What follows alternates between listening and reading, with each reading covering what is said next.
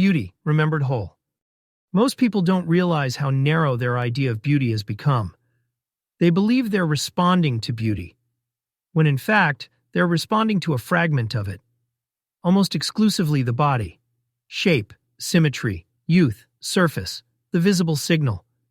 The easily ranked. The quickly consumed. This narrowing didn't happen by accident. It was trained, repeated, reinforced. We learn early, through glances, compliments, screens, and silence, that beauty is something you look at, not something you encounter. Something to assess quickly. Something that can be compared. Something that either invites desire or doesn't. So we scan rooms. We measure ourselves against reflections. We weigh our worth with borrowed eyes. But this isn't how beauty actually works. True beauty is multidimensional. The body is only one doorway, not the house.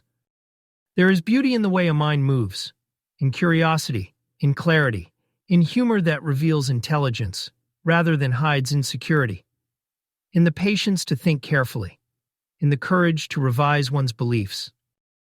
There is beauty in inner experience, in how someone meets suffering, uncertainty, and joy, in whether they grow bitter or deepen, in whether they remain open or close themselves down, in how honestly they feel. There is beauty in spirit, in kindness that isn't performative, in steadiness that doesn't need attention, in moral gravity that quietly shapes a life, in the way someone treats people who can offer them nothing in return. And yes, there is beauty in the body, but even there, not merely in form. There is beauty in presence, in ease, in expressiveness, in a body inhabited rather than displayed, in a face shaped by laughter, grief, effort, and time. When beauty is reduced to the physical alone, love becomes anxious, competitive. People become interchangeable. Attention becomes transactional. Desire crowds out perception. But when beauty is seen whole, love relaxes. You begin to notice things you once overlooked. The beauty of how someone listens. The beauty of how they think aloud. The beauty of how they carry responsibility. The beauty of how they remain themselves without asking permission.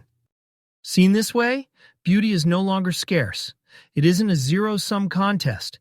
It doesn't fade simply because it ages. It doesn't threaten when shared. It deepens. To see beauty fully is not to deny the body, but to restore it to its rightful place among mind, spirit, and inner life. It is to move from appraisal to appreciation, from consumption to recognition. And when that shift happens, something subtle, but profound, changes. You stop asking who might want you back, and start seeing who is actually there. And that kind of seeing, that kind of beauty, was never meant to be ranked.